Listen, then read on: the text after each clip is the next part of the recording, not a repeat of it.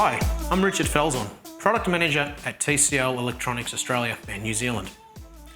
Today I'm going to show you how to download and install the OPTUS Sports app on your TCL Android TV. First of all, you're going to go to the Google Play Store, which is on your favourites page. And then once in the Google Play Store, you're going to go to your little search icon, and here you're going to type OPTUS Sports. Actually, all you probably need to type is OPTUS. And there you can see OPTUS Sports has appeared, so you just select Enter and select the OPTUS Sports app so you can install it. Okay, so OPTUS Sports is now installed on your TV, but we want to make sure it's visible on your homepage.